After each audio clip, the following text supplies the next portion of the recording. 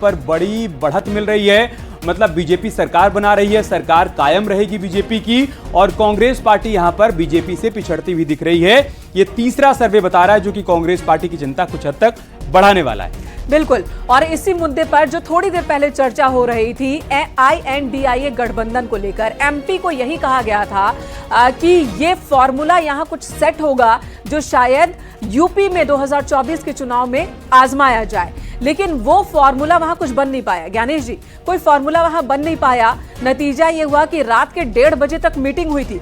खुद समाजवादी पार्टी के राष्ट्रीय अध्यक्ष अखिलेश यादव ने आकर मीडिया में कहा था कि 1:30 बजे तक हमारी मीटिंग हुई, हमने बताया किस सीट पर हम कितने मजबूत हैं, कितने फीसदी वोटर्स हमारे वहां पर है। उसके बाद कमलनाथ की ओर से ये बयान आता है, कौन? अखिलेश यादव। तो ज्ञानेश जी, कोई फॉर्मूला MP में बन नहीं पाया। अब ये रिजल्ट कितना मायने रखेगा 2024 से पहले INDA गठबंधन यूपी में फॉर्मूले को लेकर सपा और कांग्रेस के बीच? देखिए, राजनीति के हिसाब से देखा जाए तो बेगानी शादी में अब्दुल्ला दीवाना नहीं कहते हैं कि भाई आप वहाँ फाइट हो रही है कांग्रेस और बीजेपी में। समाजवादी पार्टी जो कि इंडिया घटक का एक प्रमुख पार्टी थी, अगर कोशिश करती तो वो इस बात पर वार्तालाप करके उसको सीटों को शेयरिंग करके मतलब मसला हल कर लिया जाता। लेकिन ऐसा हुआ नहीं। लेकिन मुझे नहीं लगता है कि समाजवादी पार्टी के आने से कांग्रेस को कुछ डेंट हुआ है। कांग्रेस को डेंट नहीं हुआ है। अगर बीजेपी वहां पर सरकार बना लेती है, बहुमत में आती है, तो इसमें सीधा मानिए क्रेडिट दीजिए आप मोदी जी और उनके जो नीति। मैं माफी के साथ आपको रोक रहा हूं, एक और एग्जिट पोल आ गया है, वो दर्शकों को बता देते हैं। मध्य प्रदेश का एक और एग्जिट पोल आ गया है।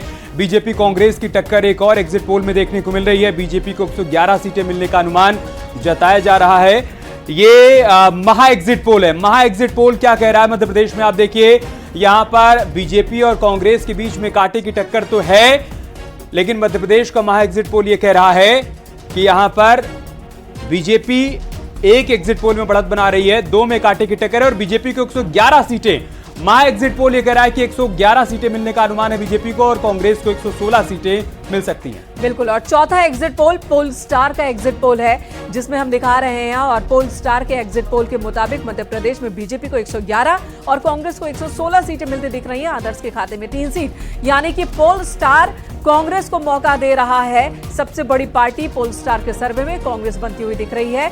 मध्य प्रदेश में अब तक 4 एग्जिट पोल, न्यूज 18 ने अब तक 4 एग्जिट पोल आपको दिखाए हैं, और इन चारों एग्जिट पोल का एवरेज देखें, लब्बो-लुआब देखें, तो कांटे की टक्कर बीजेपी और कांग्रेस में दिख रही है।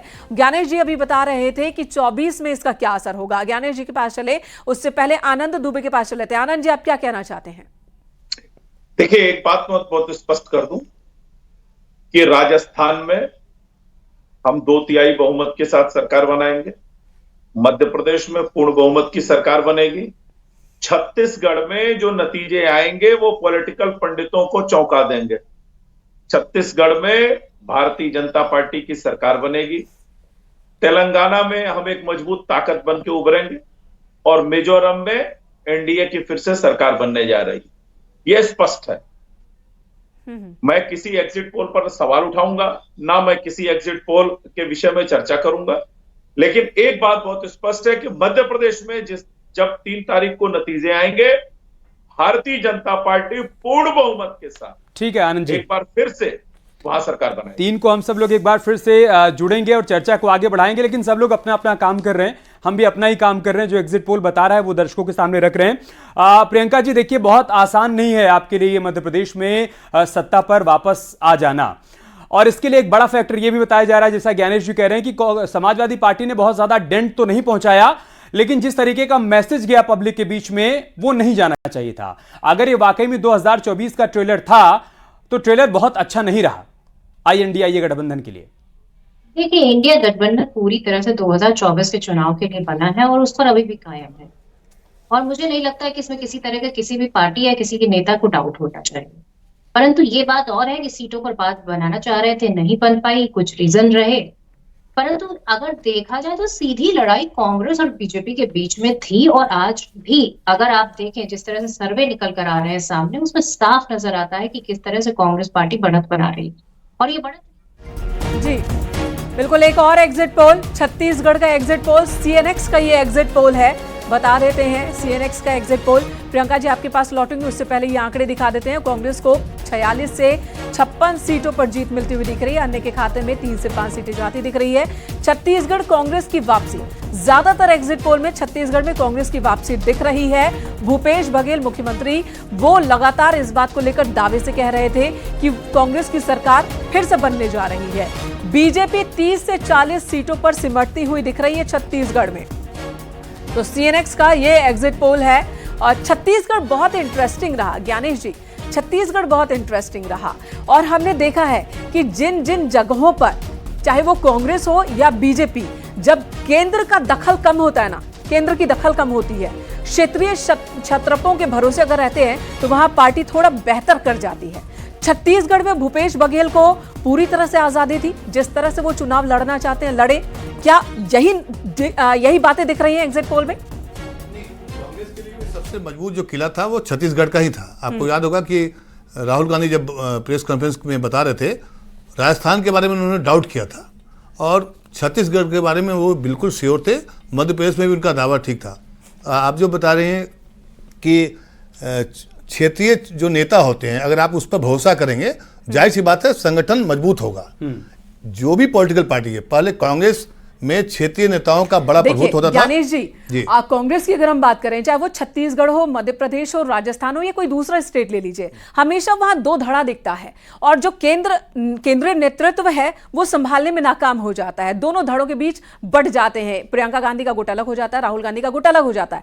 छत्तीसगढ़ में भी ये कोशिश हुई थी, लेकिन भूपेश बघेल ने बहुत ही चालाकी से उसे अपने कंट्रोल में ले लिया। बिल्कुल, आप बिल्कुल सही कर रहे हैं, लेकिन राजस्थान में उसका देखिए खमियाजा भुगतना पड़ सकता है। या जो भी आप परसेप्शन की लड़ाई में देखें तो गहलोत और पायलट की लड़ाई जो हुई वो एक मैसेज गया कि दोनों एक नहीं है। लेकिन मध्य प्रदेश और छत्तीसगढ़ में कांग्रेस का संदेश बिल्कुल क्लियर था कि कमलनाथ मुख्यमंत्री बनेंगे। ये माइनस पॉइंट बीजेपी के साथ हुआ कि उन्होंने वसुंधरा राजे सिंधिया को वहां पर माइनस कर दिया। मतलब कि पूरे चुनाव कैंपेन में अगर देखिए कि वहां सीएम फेस पहले वही थी, कद्दावर नेता वही थी। आपके मध्य प्रदेश में 3 बार सरकार चला रहे हैं शिवराज सिंह चौहान। जिस तरह से उनको अंतिम समय पर केंद्र से मंत्रियों को भेजा गया है, उससे एक मैसेज गया है। यानी कि क्षेत्रीय नेताओं पर अगर भरोसा नहीं करेंगे तो हो सकता है कि आपको रिजल्ट उतना बढ़िया नहीं मिलेगा। लेकिन चुनाव में क्या होता है ना, परसेप्शन की लड़ाई होती है, जिसका जुमला चल निकलता है। अभी मान लिया ये हम बता रहे हैं कि ऐसे होगा वैसे होगा, मान लिया कांग्रेस वहां पर हार जाती है, मतलब कि कम सीटें आती है मध्य प्रदेश में, तो वो सारा नेतृत्व तो खत्म हो गया। तो चुनाव में आप कुछ भी प्रेडिक्शन नहीं कर सकते हैं। एग्जिट पोल क्या है? एग्जिट पोल में एक परसेप्शन होता है। सही बात है। लेकिन इतना तय है कि इस चुनाव में कांग्रेस की स्थिति पहले से बेहतर हुई है और वो चुनाव जीतने की स्थिति में आ चुकी है। पहले ये स्थिति नहीं थी। 2019 के लोकसभा चुनाव के बाद लगातार कांग्रेस जो है भारत जोड़ो यात्रा किया, उसका कहीं ना कहीं मैसेज गया है। एक तरफ से सफाया हो रहा था, करीब करीब हर राज्य में बीजेपी की सरकार बन रही थी। बिल्कुल। आनंद जी, इस पर मैं आपका रिएक्शन चाहूंगा। जो यहाँ पर ज्ञानेश जी ने कहा कि राजस्थान के चुनाव में जिस तरीके से वसुंधरा राजे सिंधिया को एकदम से साइडलाइन कर दिया गया और मध्य प्रदेश में दिल्ली से अचानक से सांसदों की फौज उतार दी गई, उससे जो मैसेज गया उसका कुछ हद तक खामियाजा आपको उठाना पड़ सकता है। ये उनकी अपनी राय है। वसुंधरा जी लगातार चुनाव में सक्रिय रही, लगातार चुनाव में उन्होंने लीड किया है वहां पे। लेकिन भारतीय जनता पार्टी अन्य दलों की तरह नहीं है। यहां कोई एक व्यक्ति, कोई एक परिवार इस तरह से चीजों को कैप्चर नहीं करता। हमारे यहां पूरी पार्टी, पूरा संगठन चुनाव लड़ता है। आदरणीय प्रधानमंत्री मोदी जी के मार्गदर्शन में, नड्डा जी के साथ, नड्डा जी के नेतृत्व में, इसके अलावा अमित शाह जी और हमारे तमाम अनुभवी नेता, वो सब चुनाव में लड़े। पूरी संगठन की ताकत थी। दूसरे राज्यों से भी पूज्य योगी आदित्यनाथ जी ने लगातार कई राज्यों में सभाएं की, तो सारे संगठन ने मिलकर चुनाव लड़ा है। बिल्कुल आनंद जी, इसमें तो कोई शक ही नहीं है कि बीजेपी केंद्रीय नेतृत्व से लेकर, केंद्र के नेताओं से लेकर, मंत्रियों से लेकर, स्टेट के मंत्री और दूसरे राज्यों के मंत्री एक दूसरे राज्य में जिम्मेदारी संभालते हैं। लेकिन जब बात होती है सीएम फेस अनाउंस करने की, तो वो अलग स्टेट में अलग रूल बन जाता है। जब आप उत्तराखंड की लड़ाई लड़ रहे होते हैं तब युवा चेहरा, धामी का चेहरा, और वो पोस्टर्स पे नजर आते हैं। लेकिन जब आप मध्य प्रदेश में चुनाव लड़ रहे हैं तो आप कह रहे हैं कि हम पहले से सीएम प्रोजेक्ट नहीं करेंगे, राजस्थान में पहले से सीएम प्रोजेक्ट प्रोजेक्ट नहीं करेंगे। खैर, इस पर हम आगे भी डिस्कशन देखिए, करेंगे। आगे भी समाजवादी पार्टी के देखिए, प्रवक्ता का रुख कर लेते हैं, आपके पास लौटूंगी। समाजवादी पार्टी से यह जानना है मुझे कि 2024 में यूपी में कांग्रेस और सपा के बीच का जो तालमेल होगा, उस पर मध्य प्रदेश राजस्थान में जो रिलेशन रहा उसका कितना असर होगा? देखिए, ऐसा है कि उत्तर प्रदेश की बात अगर कर ली जाए तो उत्तर प्रदेश में भारतीय जनता पार्टी और समाजवादी पार्टी के बीच सीधी टक्कर होने वाली है।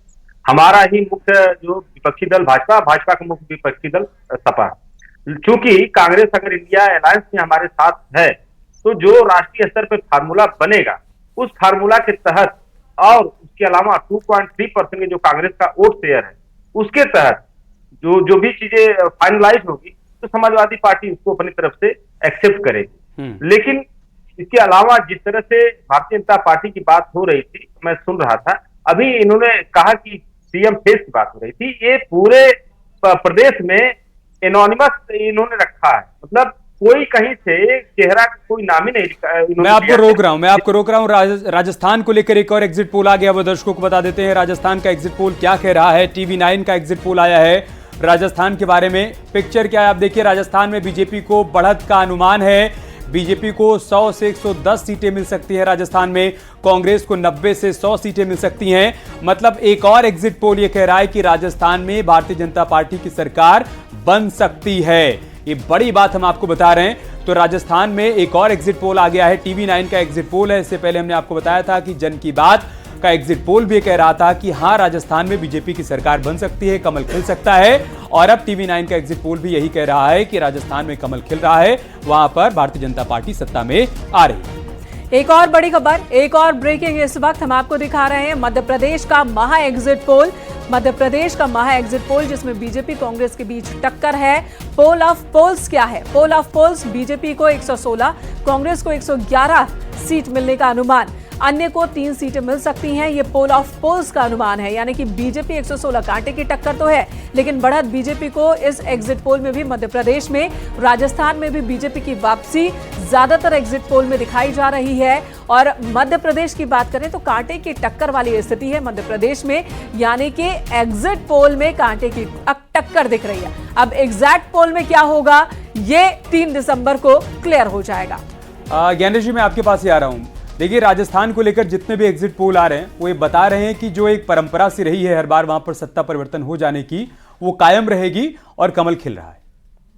कमल खिल रहा है, कमल खिल सकता है, कोई बड़ी बात नहीं है। एग्जिट पोल के हिसाब से देखा जाए, पिछली बार भी मुकाबला बहुत कांटे का हुआ था, लेकिन मुझे इस बार लग रहा है राजस्थान में स्थिति जो गहलोत की खराब हो गई थी वो बाद में आते आते थोड़ी बेहतर हुई है।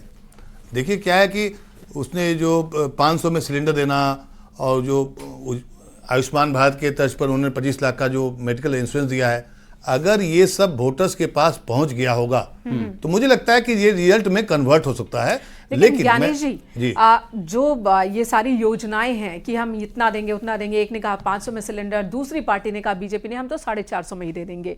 जो जारी हुआ मैनिफेस्टो वो बहुत आखिर में आगे जारी हुआ, पब्लिक तक ये मैनिफेस्टो पहुंचा भी या नहीं, पब्लिक को क्या मिलने वाला है इसे लेकर तो कोई भी पार्टी गंभीर नहीं है। बस उसे पता है कि टीवी में 2-4 बातें ये फ्री फ्री फ्री कर देना है।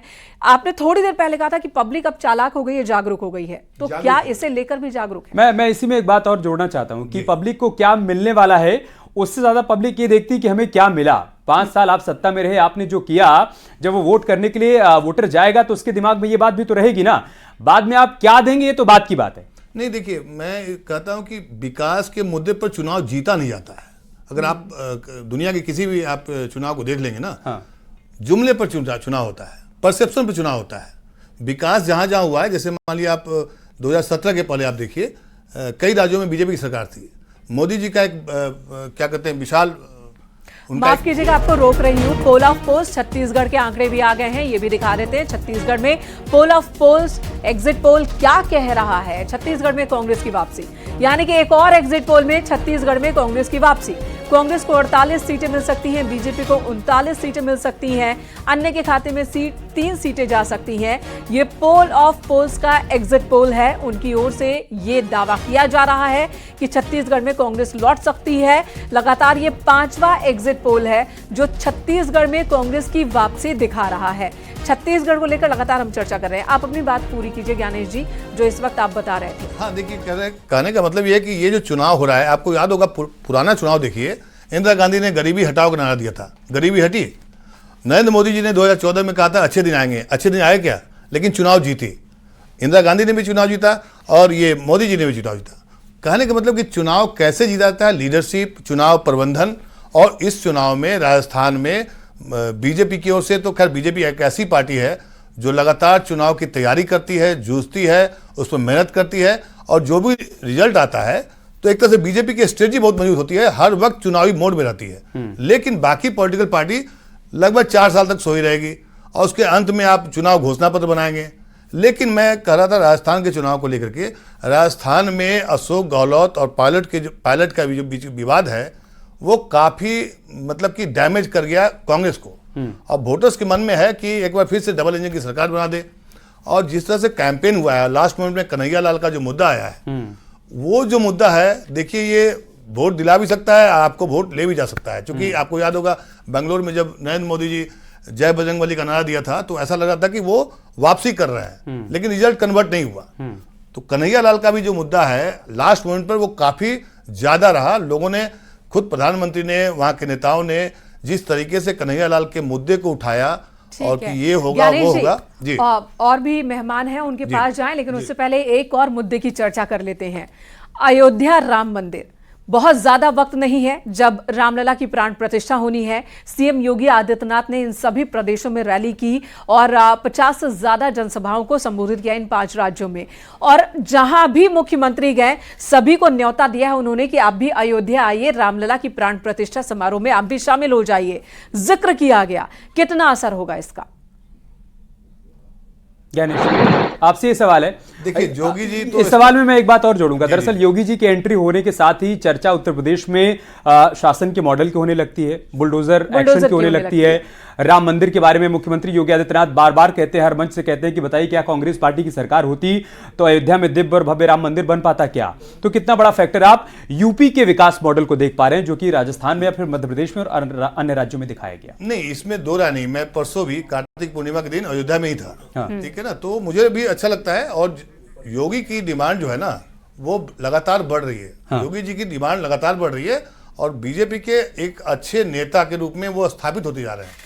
हो सकता है कि चुनाव में जब योगी जी जहां बोलते हैं, चाहे वो हिंदुत्व की बात हो, चाहे वो प्रशासन का हो, चाहे बुलडोजर नीति है, वो इतना घर कर गया है वोटरों के दिमाग में कि हर जगह से डिमांड उठ रहा है बुलडोजर की बात। आपको याद होगा कि बुलडोजर के मामले को लेकर के खास करके योगी मॉडल जो है देश में एक तरह से कभी कभी लगता है कि हाँ ऐसा मॉडल होना चाहिए प्रशासन का।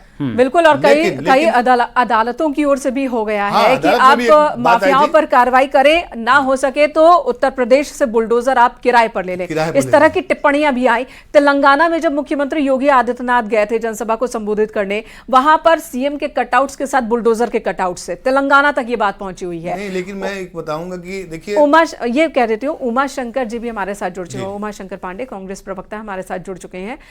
उमा जी आपके पास आएंगे, उससे पहले आप अपनी बात पूरी करें। ज्ञानेश, देखिए क्या है कि योगी जी का डिमांड बढ़िया है, भाषण अच्छा देते हैं, हिंदुत्व पर काफी खरी खोटी सुनाते भी हैं। लेकिन मैं बताऊंगा कि जब चुनाव जो हो रहा है वो राज्यों के चुनाव हो रहे हैं, वहाँ के लोकल इशू, वहाँ के कैंडिडेट, वो सब कुछ मायने रखता है। तो जीत और हार जो है इस पर बहुत डिपेंड करता है। योगी जी एक स्टार प्रचारक हैं, आज की तारीख में उनकी डिमांड भी है। कई बार ऐसा लगता है कि यहाँ की सरकार अगर मान लीजिए तेलंगाना में, जैसे उन्होंने कहा, हो सकता है कि तेलंगाना के लोग योगी मॉडल को अपनाना चाहते हैं, लेकिन क्या योगी जैसा वहाँ नेतृत्व है, ये एक बड़ा सवाल होता है। ठीक है, इसी पर उमाशंकर जी से रिएक्शन ले लेते हैं। उमाशंकर जी, बार बार आप लोग योगी मॉडल पर सवाल उठाते रहे, लेकिन अभी तक जो तस्वीर सामने आ रही, चाहे वो राजस्थान को लेकर हो या मध्य प्रदेश को लेकर हो, वे बता रहे कि कांग्रेस पार्टी के लिए बहुत कुछ यहां पर चुनौतीपूर्ण है इस बार परिणामों में। छत्तीसगढ़ में आपकी वापसी हो रही है, लेकिन मध्य प्रदेश में कांटे की टक्कर है, बीजेपी बढ़त बना रही है, और राजस्थान में तो अभी तक जितने भी एग्जिट पोल आए हैं वो बता रहे हैं कि वहां पर सत्ता परिवर्तन हो रहा है। और जैसा ज्ञानेश जी कह रहे हैं कि मुख्यमंत्री योगी आदित्यनाथ ने जिस तरीके से वहां पर प्रचार किया, यूपी मॉडल का जिक्र किया, उसका भी असर कुछ हद तक एग्जिट पोल में देखने को मिल रहा है। देखिए, जहां तक बात यूपी मॉडल का है तो ये पूरे देश में छिपा नहीं है। ये डिजिटल प्लेटफॉर्म का जमाना है, न्यूज चैनल्स हैं जो 24 घंटे रिपोर्टिंग कर रहे हैं। ऐसे में सबको दिखाई देता है कि उत्तर प्रदेश की परिस्थिति कैसी है, कानून व्यवस्था कैसी है, बेरोजगारी का माहौल कैसा है, महंगाई कैसी है, सबको दिखाई